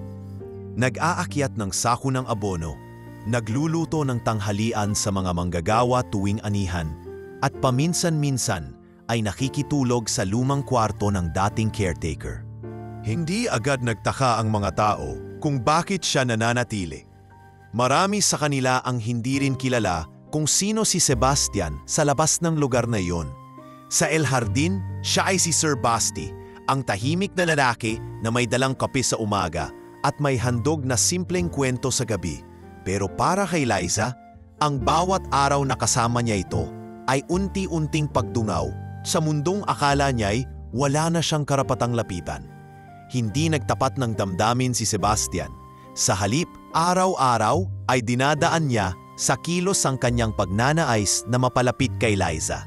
Isang araw, habang pauwi si Liza galing sa klase sa bayan, nadatnan niya sa may porch ang isang kahong brown. Pagbukas niya, nandoon ang isang second-hand na set ng nursing books. Maayos ang pagkakaayos. May maliit na sulat na nakadikit sa ibabaw. Sa bawat pahina, may buhay na inaasahan mong maisalba. Sana makatulong ito sa paglalakad mo papunta roon. Hindi siya umiyak, pero halos hindi na niya maigalaw ang mga daliri habang hawak ang papel. Sa ibang pagkakataon, isang hapon habang abala si Liza sa pagre-review ng anatomy sa ilalim ng puno ng mangga, dumating si Sebastian, bit-bit ang dalang lutong tinola na siya mismo ang nagluto. Hindi ako marunong, pero sabi nila, basta galing sa puso, kahit maalat, masarap pa rin. Sabay abot ng mangkok. Napangiti si Liza. Mas okay po ito kaysa sa mga nakasanayan kong dinner sa Maynila. Sa bawat araw na lumilipas, hindi lang niya napapansin ang presensiya ni Sebastian, kundi ang pag-aalalang tila hindi naghihintay ng kapalit. Isang gabi, habang sila'y naglalakad papunta sa dulo ng farm para tingnan ang lugar na planong pagtayuan ng daycare center, tinanong siya nito, "Liza, kung isang araw may magtanong kung anong bagay ang pinakakakaiba mo sa lahat ng nakilala ko, ano sa tingin mo ang isasagot ko?" Napaisip si Liza. "Hindi ko po alam." Ngumiti si Sebastian. "Sasabihin kong ikaw lang ang taong hindi kailanman nanghingi, pero ikaw ang pinakamaraming naibigay." Natahimik si Liza. Tumingin siya sa langit. Buwan, bituin at hangin. ang tatlong saksi sa katahimikang dumarampi sa pagitan nila. Hindi niya sinabing mahal niya si Sebastian. Wala pang pag-amin. Pero sa bawat titig, sa bawat araw na pinipiling hindi siya iwan, ramdam niyang may pagsibol na hindi niya kayang pigilan. Isang gabi, habang nasa maliit na silid siya at naglalagay ng bandage sa paa ng isang trabahador na natapilo, dumating si Sebastian at naupo sa gilid.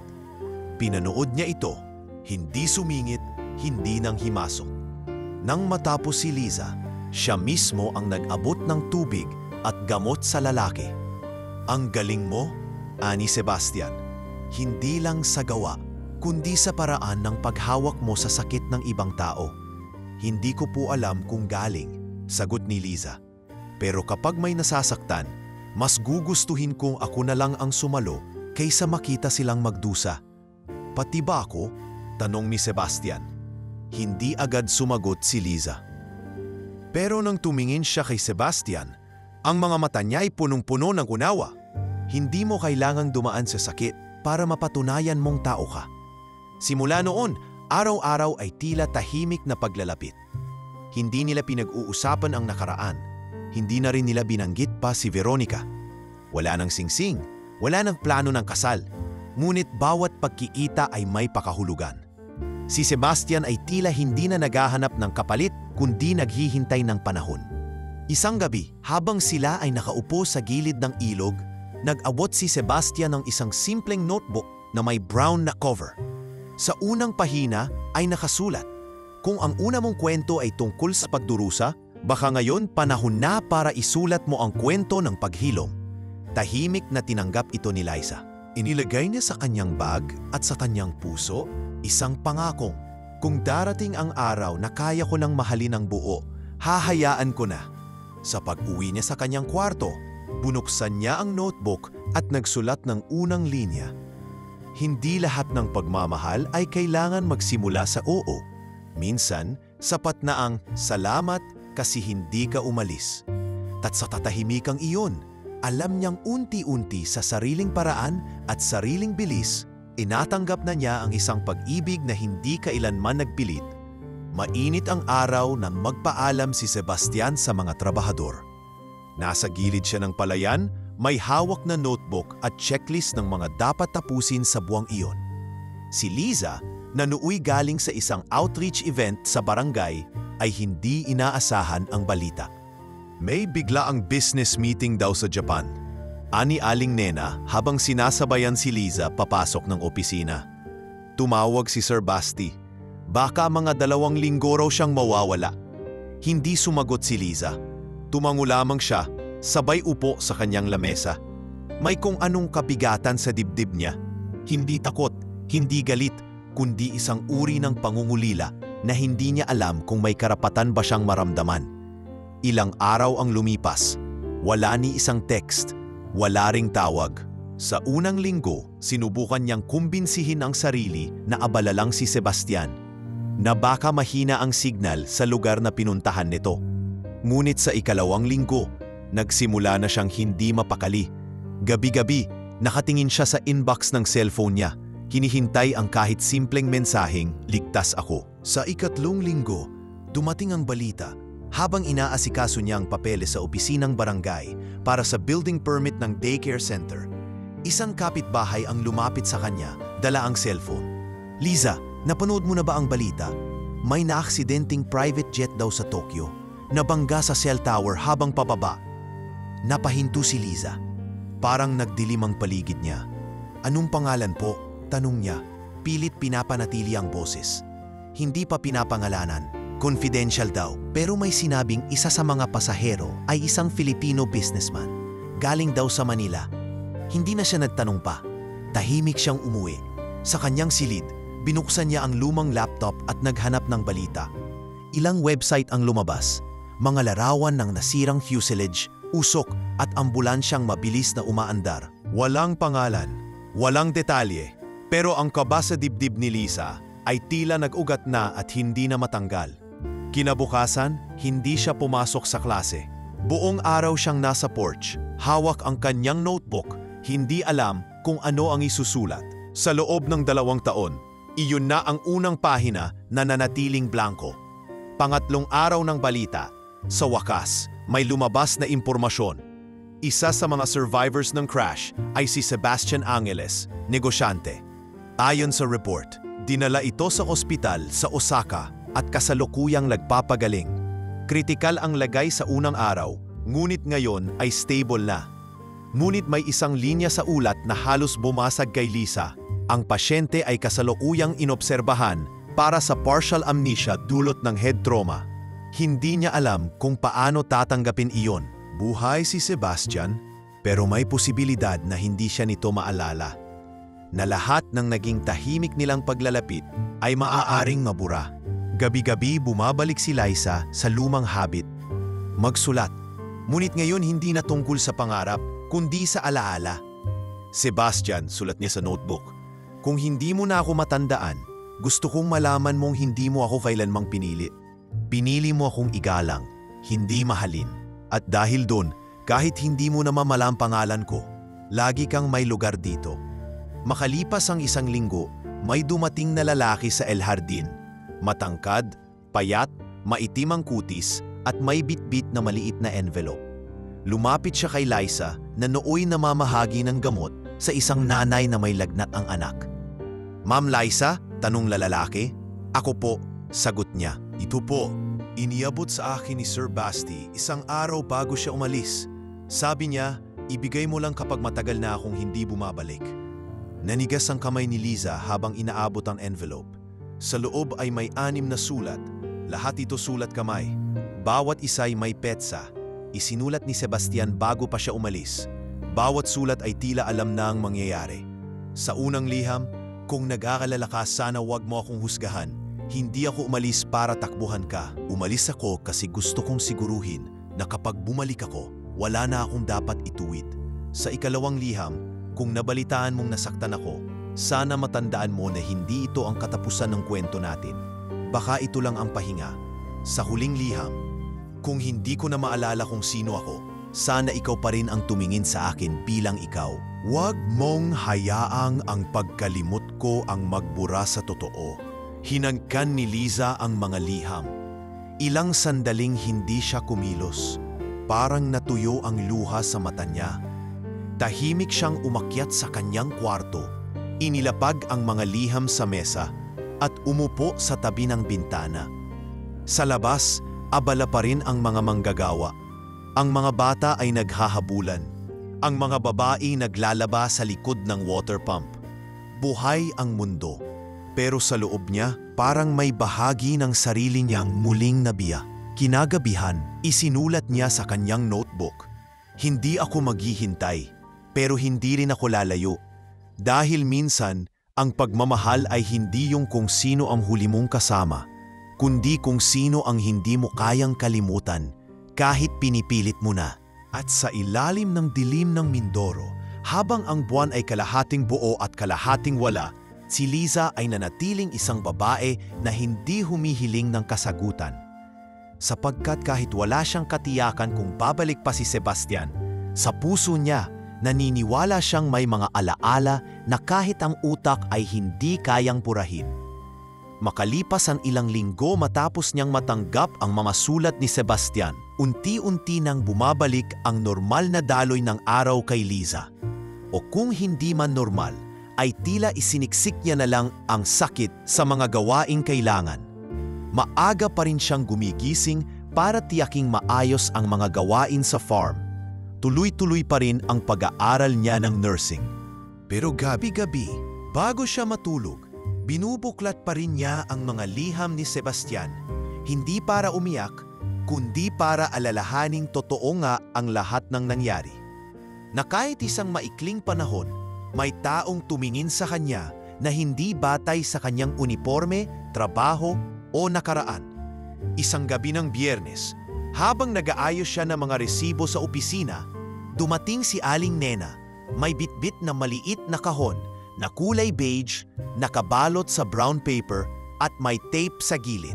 Halata sa mukha ni Aling Nena ang kaba at pagkalito. Liza, may iniwan na package sa labas ng gate. Anito, iniabot ang kahon. Walang pangalan kung kanino galing, basta may pangalan mo lang sa ibabaw. Kinuha iyon ni Liza, tahimik. Sa ibabaw nga ng papel ay nakasulat lang ang payak na para kay Liza. Walang address, walang sender, walang kahit anong marka. Inilapag niya ito sa lamesa, marahang pinunit ang tape at binuksan ang kahon. Sa loob, isang leather-bound notebook. Gaya ng gamit ni Sebastian noon sa kanyang mga meeting. Bukod doon, may isa pang sobre, kulay abo, may bigat. Binuksan niya muna ang notebook. Sa unang pahina, nakasulat sa pamilyar na sulat kamay. Liza, kung sakaling hindi ko na maalala kung sino ako, sana alalahanin mo kung sino ako naging para sa'yo. Dahil sa bawat pahina ng kwento ko, ikaw ang tahimik na narator na hindi kailanman humiling ng ending.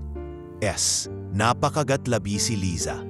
Inilapag niya muna ang notebook at binuksan ang sobre. Sa loob, may kasamang mga larawan. Isang family photo na kuha sa Japan habang naka-wheelchair si Sebastian, isang sulat mula sa Japanese medical team at isang piraso ng papel na may simpleng linya. Paunti-unti bumabalik na ang alaala. Mabilis ang tibok ng puso ni Liza habang binabasa ang sulat. Inilagay niya ang mga larawan sa gilid ng lamesa at sinimulang basahin ang handwritten letter. Liza, hindi ko alam kung ilang araw, linggo o buwan bago mo mabasa ito. At baka sa oras na mabasa mo ito, hindi mo na ako kailangan. Pero ako ang may kailangan sa'yo. Mula sa araw na isinugod ako sa ospital, wala akong maalala sa unang 2 linggo. Sabi nila, trauma daw. Pero may kakaibang bagay. Sa mga panaginip ko, laging may isang babae, nakaputing dress, may hawak na notebook. Hindi ko makita ang muka, pero ramdam ko mahalaga siya. Noong makakilos na ako muli, pinilit kong hanapin kung sino ang babaeng iyon. At sa dami ng papeles, file at sulat, nakita ko ang isang folder na nakapangalan sa'yo. Liza L. Harbin. Doon ko unang nalaman ang tungkol sa'yo, sa atin. Sa mga ipinadala kong liham, sa mga binuo mong proyekto, sa foundation, sa mga larawang pinadala ng staff sa farm. Mula noon, araw-araw akong sumulat, hindi para sa'yo, kundi para sa sarili ko, para paunti-unting ipaalala kung sino ba ako noong nakilala kita. Ngayon, dahan-dahan ko nang natatandaan ang mga titig mo, ang paraan mong hawakan ang sugat ng iba, ang tinola na may sobrang luya, ang tawanan natin sa ilalim ng mangga. Hindi ko pa kayang tumayo ng matagal. Pero ang hiling ko lang, kung babalik ako, sana may lugar pa rin ako. Kahit bilang tagapakinig lang ng mga kwento mong sinusulat gabi-gabi. Sebastian. Napatakip ng bibig si Liza. Hindi siya umiiyak ng malakas, pero tuloy-tuloy ang pagtulo ng luha. Ilang minuto siyang nakatulala. Walang iniisip kundi ang salitang bumabalik.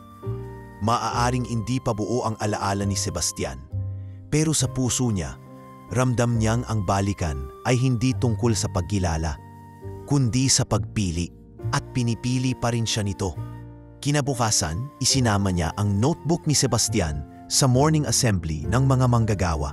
Ikinuwento niya sa kanila ang kalagayan ng dating bilyonaryong naging bahagi ng kanilang komunidad, hindi bilang may-ari, kundi bilang kasamang tumulong sa pad-ani. Nagdala ng tubig, nagpatayo ng reading corner ng mga bata. At sa huli ng talumpati niya, sinabi niya ang bagay na matagal na niyang inilihim. Hindi ko po alam kung paano ako nabuhay nang wala siya nitong mga huling buwan. Pero sa mga sulat niya, na-realize kong hindi lang pala siya basta taong dumaan. Isa siya sa mga dahilan kung bakit ako natutong muling sumulat, hindi lang ng pangarap, kundi ng pasensya, respeto at sarili kong halaga. Pagkatapos ng araw na iyon, nagbago ang hangin sa farm. Mas naging bukas si Liza sa mga tao. Mas naging matapang siya sa pagtanggap ng tulong. Hindi dahil sa kahinaan, kundi dahil sa wakas, alam na niyang hindi siya kailangang mag-isa sa bawat laban.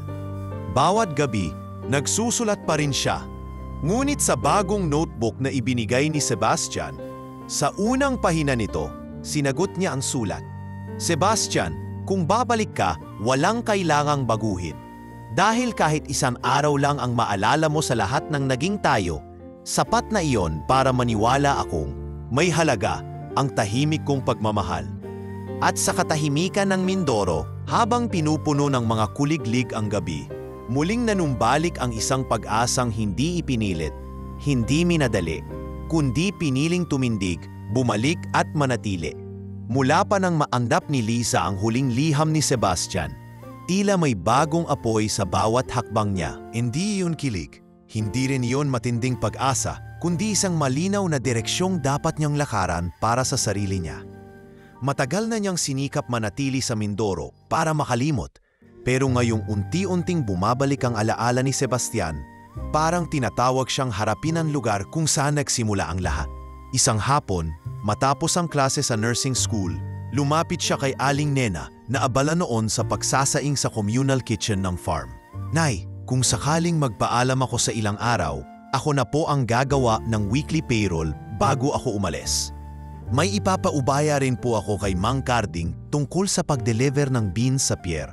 Tumingin si Aling Nena, bahagyang natigilan tapos ngumiti. "Babalik ka ng Maynila?"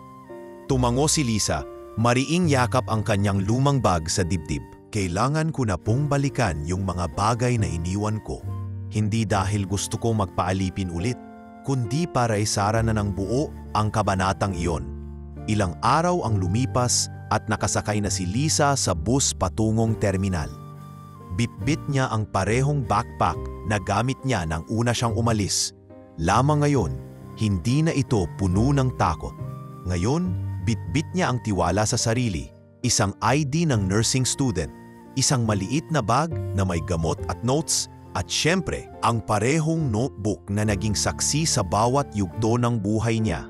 Sa pagdating niya sa Maynila, parang umatras ang oras, ang usok ng jeep, ang init ng simoy sa EDSA, at ang dami ng taong nagmamadali ay parang musika na hindi na niya na-miss. Tumiretso siya sa dati niyang tinutuluyang compound sa likod ng mansyon ni na Veronica. Ngayoy tahimik, halatang walang nakatira. Binalutan na ng alikabok ang gate. Kinakalawang na ang dating pulidong harapan. Minsan dito siya halos araw-araw sinigawan. Minsan dito niya pinilit ang sariling manahimik. Pero ngayon, narito siya bilang bisita, hindi bilang alipin. Lumapit siya sa may gate at bahagyang kumatok, bagamat alam niyang walang sasagot. Sa gilid ng bakod, nakita niya ang isang karatulang may nakasulat na "For lease." Napangiti siya ng mapait. "Akala mo dating wala kang kawala sa lugar na to," bulong niya sa sarili. "Pero kita mo ngayon, umalis ka at mas naging buo ka." Sa kalapit na coffee shop, kung saan minsan siyang pinagtimpla ni Sebastian ng kape, umupo siya sa tabi ng bintana. Binuksan niya ang kanyang notebook at nagsimulang sumulat. "Maynila, hindi na ako takot sa iyo. Naranasan na kita sa pinakamasakit na paraan. Pero ngayon, ako na ang humaharap, hindi bilang tauhan, kundi bilang tao." Habang pinagmamasdan niya ang kalsada, isang matandang babae ang pumasok sa coffee shop. May dalang folder at dala ang isang name tag na may apelyido ni Sebastian. Lumapit ito kay Liza. "Miss Liza?" "Opo, ako si Tita Nida, tagapamahala ng dating legal affairs ng Angeles Holdings. Ipinapabot ko lang ito sa'yo." Inilapag niya ang folder. "Sabi ni Sebastian, kapag bumalik ka raw sa Maynila, ibigay ko ito. Pero hindi ko alam kung ano ang laman." Pagkaalis ng babae, binuksan ni Liza ang folder.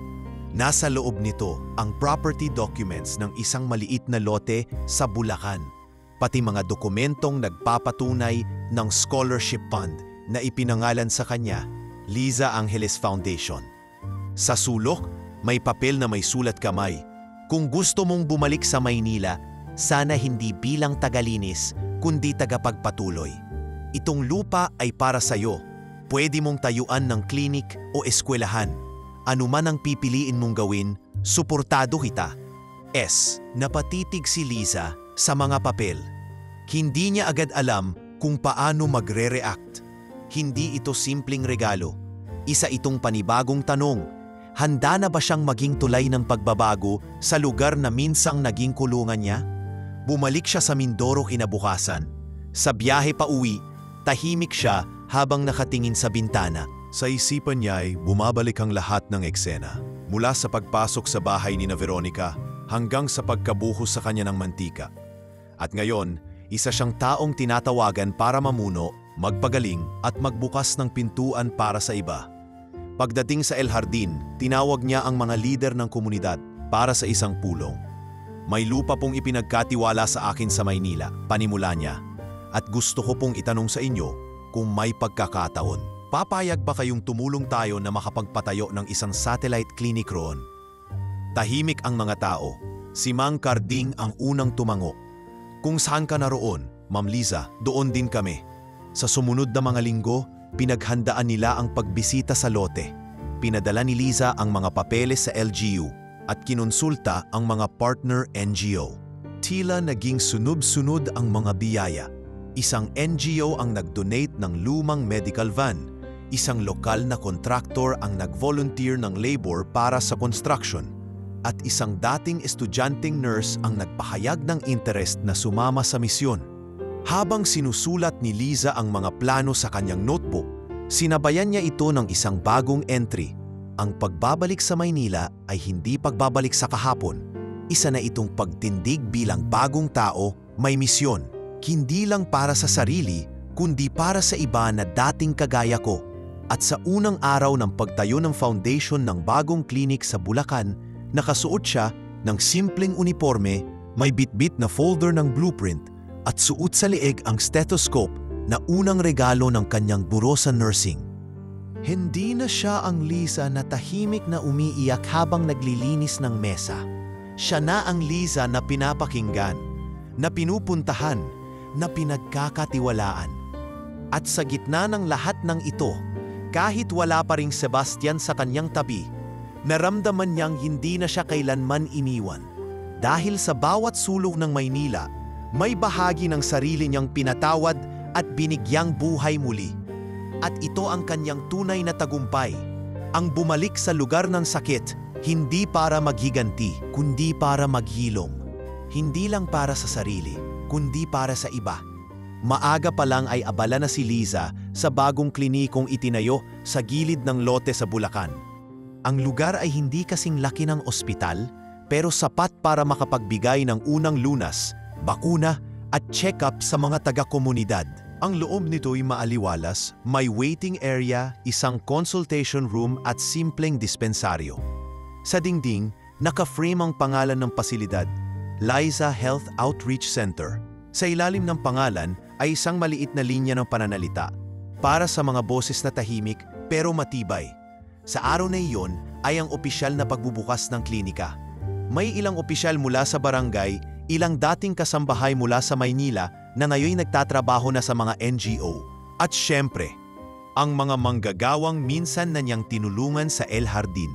Suot ni Liza ang puting uniform ng isang nurse. Hindi na ito bago pero malinis. At ang kanyang buhok ay maayos na nakapusod. Pagkatapos ng maikling programa, isa-isa siyang kinamayan ng mga bisipa. May kasamang simpleng kainan, may lugaw, lumpia, at mga libreng gamot mula sa Partner Foundation. Sa loob-loob ni Liza, hindi niya inasahang darating ang panahong siya ang magiging dahilan kung bakit magkakaroon ng libreng serbisyong medikal sa lugar na minsan niyang pinangarap lang tirhan. Habang nag-aabot siya ng gamot sa isang batang nilalagnat, naramdaman niyang biglang huminto ang paligid. Parang may malamig na hangin na dumaan sa pintuan. Nilingon niya ito at nakita ang isang lalaking pamilyar ang tindig. Matangkad, maaliwalas ang mukha, may suot na simpleng polo at pantalon. Nakatingin ito sa kanya at may ngiti sa labi. Tila may hawak na aliwalas at pasensya. Hindi agad nakagalaw si Liza. Parang nanigas ang kanyang katawan. Si Sebastian, buhay, at naroroon sa harap mismo ng pasilidad na pinangarap niyang itayo, sa gitna ng lahat ng taong pinili niyang paglingkuran. Tahimik itong lumapit, may bitbit na maliit na bouquet ng sampagita at isang lumang reseta na ginawa niyang liham sa likod. Ngayon, pwede na ba kitang ligawan ng buo? Mahinang sambit ni Sebastian habang iniabot ang mga bulaklak. Hindi agad nakasagot si Liza. Nagkatinginan sila sa loob ng ilang segundo. Hindi na gaya ng dati, wala na ang hiya, wala na ang takot. Ang natira na lamang ay isang buo at payapang pagtanggap. Ngumiti siya. Hindi malawak pero totoo. Tumango siya at iyon na ang pinakamatatag na oo na nasambit niya sa buong buhay. Nagpalakpakan ang mga nakasaksi sa eksena. Si Aling Nena na galing pa ng Mindoro ay naiyak sa likod ng mesa ng sopas. Si Mang Karding ay nagtago ng ngiti habang pinupunasan ng baso. Ang mga bata ay sumigaw ng yehey na parang fairy tale ang nasaksihan nila. Hindi kita inasahan ngayon. Mahina ngunit may halong saya na sambit ni Liza habang tinitingnan ang mga bulaklak. Ayokong ipaalam, sagot ni Sebastian. Gusto ko lang makita ka sa pinakatotoo mong anyo, malaya, masaya, at hindi mo kailangang tanungin kung sapat ka ba. Totoo ba yung sabi ng balita?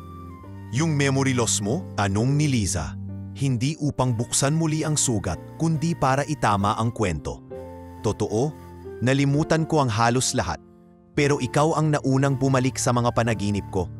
Bawat sulat mo, bawat pahina ng notebook mo, lahat yon ang naging dahilan para mabuo kong mili ang pagkatao ko. Muli silang natahimik, walang kailangan ipaliwanag, walang kailangang balikan.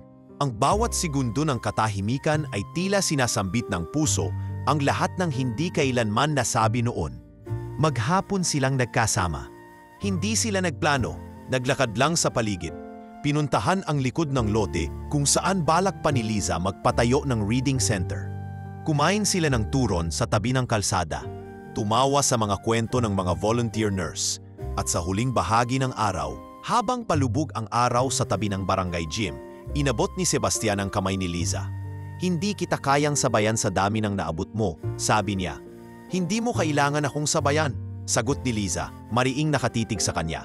Kailangan mo lang akong samahan. Sa oras na iyon, tuluyan nang nawala ang lahat ng agam-agam ni Sebastian. Mula sa pagiging lalaking sanay sa kontrol at plano, ngayon ay isa na siyang simpleng lalaki na pinipiling sumama sa babaeng mas pinili ang dignidad kaysa sa pagmamadali. Bago sila umuwi, lumapit si Liza sa harap ng klinika. Inabot niya ang notebook niya at pinabasa kay Sebastian ang huling entry. Kung darating ang araw na makita kitang muli, gusto kong makita mong hindi ako naghihintay, naging masaya ko. Pero kung pipiliin mong lumapit muli, sana hindi dahil kailangan mo ako, kundi dahil alam mong kaya nating tumayo, mag-isa man o magkasama. Pagkatapos ng ilang sandali, isinulat ni Sebastian sa bagong pahina, hindi ako lumapit dahil kailangan kita. Lumapit ako dahil ikaw ang nagturo sa akin kung paano mahalin ang sarili sa tamang paraan. At ngayon, gusto kong matutunan kung paano mahalin ka nang hindi sinisira ang lakas mo, kundi dinadagdagan ito. At sa gabing iyon, sa harap ng klinikang minsang pangarap lang, sa ilalim ng ilaw ng poste at katabi ng cart ng balot, nagsimula ang bagong yugto sa pagitan ni Liza at Sebastian, hindi na batay sa nakaraan, kundi sa pagsisimula ng isang kwentong hindi nila kailangang ikubli. Isang kwento ng 2 taong buo na magkaibang naghilom at ngayoy magkasamang haharap sa bawat bukas. Umaga pa lang ay abala na ang buong komunidad sa paligid ng Liza Health Outreach Center. May feeding program para sa mga bata, libreng dental check-up para sa mga estudyante ng pampublikong paaralan, at mobile blood pressure check para sa mga matatanda. Ang buong compound ay puno ng buhay, tunog ng tawanan, sigaw ng mga bata at kwentuhan ng mga magulang. Pero ang lahat ng ito ay ginuguhitan ng tahimik na presensya ni Liza. Suot ang kanyang uniforme bilang isang ganap ng registered nurse. May nameplate sa dibdib at bolpen sa bulsa. 3 taon ang lumipas mula nang huling sabay silang lumakad ni Sebastian sa ilalim ng araw. Marami na ang nagbago. Hindi lang sa paligid, kundi sa kanya mismo. Ang dating tahimik na kasambahay na nananahimik kahit binubuhusan ng mantika, ngayon ay isa ng pinuno ng isang komunidad ng paghilom at pag-asa. Siya na ang tumatanggap ng sulat ng mga kapwa babae na inaapi, Siya na ang tinatawagan kapag may estudyanteng nanghihina sa klase dahil walang baon. Siya na ang ginagaya ng mga batang babae na nangangarap ding maging nurse balang araw. Si Sebastian, sa kabila ng mga pagbabago, ay nanatiling simple. Pinili nitong hindi bumalik sa corporate spotlight. Sa halip, nagpatuloy siya sa pagbuo ng mga community-based foundations na hindi gumagamit ng kanyang pangalan. Mas kilala siya ngayon bilang Basti, partner ni Nurse Lisa. Madalas makikitang nagtatanim ng kamatis sa likod ng klinika o tumutulong mag-ayos ng solar panels sa mga remote sityos. Sa iisang maliit na bahay na ipinayo nila sa gilid ng lote ng klinika, tahimik silang namumuhay. Walang engrandeng kasal, walang announcement sa social media, wala ring engagement party. Isang araw lang, matapos ang isang medical outreach sa bundok ng Sierra Madre, sabay nilang pinirmahan ang papeles sa munisipyo. Wala silang suot na alahas, pero may hawak silang parehong panata, na sa bawat hakbang ng isa, naroon ang kabila bilang gabay, hindi bilang saklay. Isang gabi, habang nakaupo sila sa harap ng bahay, may hawak si Lisa na tasa ng salabat, habang si Sebastian ay binabasa ang isang makapal na folder ng mga reports mula sa pinapatakbo nilang mobile clinic. Tahimik lang sila, hindi dahil wala nang masabi, kundi dahil kampante na sila sa presensya ng isa't isa. Alam mo, ani Sebastian, hindi inaalis ang tingin sa folder. Sa dami ng lugar na napuntahan ko, dito lang ako tunay na nakaramdam na may saysay ang bawat araw. Tumingin si Lisa sa kanya. Bakit?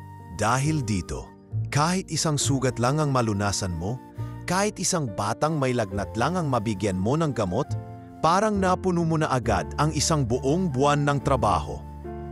Napangiti si Lisa. Dati, kahit anong gawin ko, kulang. Ngayon kahit simpleng yakap lang sa pasyente, parang sapat na. Ganoon talaga, sabat ni Sebastian. Kapag ang layunin ay hindi para sa sarili, lumalawak ang halaga ng ginagawa mo. Kinabukasan, may dumating na liham mula sa lokal na pamahalaan. Isa ang Liza Health Outreach Center sa mga napiling parangalang Model Rural Health Initiative ng Department of Health. May kasamang alok para palawigin ito sa ibang lalawigan, pati scholarship para sa mga bagong nurse na handang magsilbi sa kanayunan. Pero higit sa lahat ng ito, isang bagay ang higit na nagpasaya kay Liza.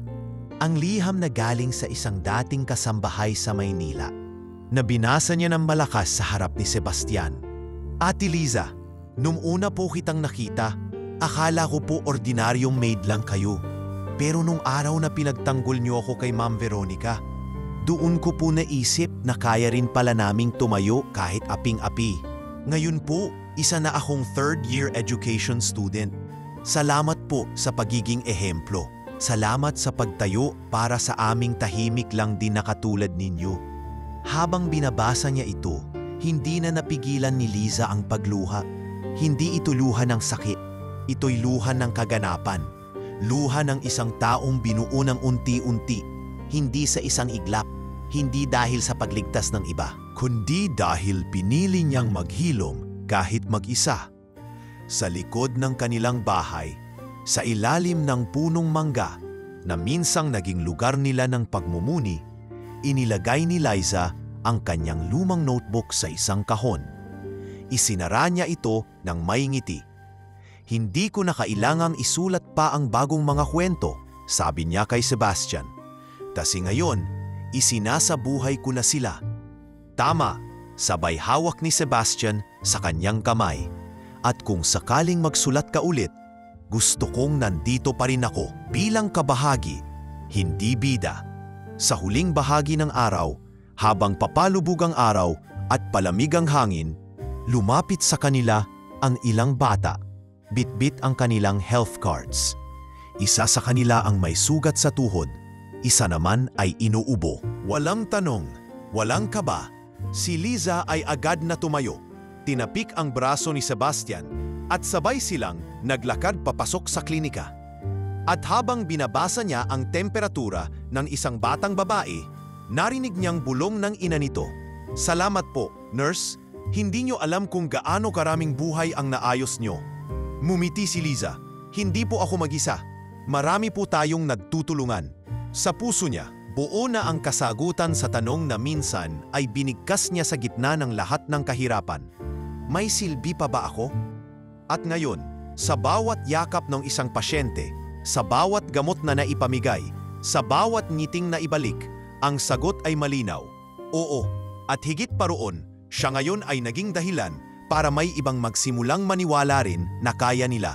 Sapagkat sa mundong puno ng panghuhusga, pang-aapi at awalan ng boses, minsan sapat na ang isang Liza para baguhin ang takbo ng kwento ng marami.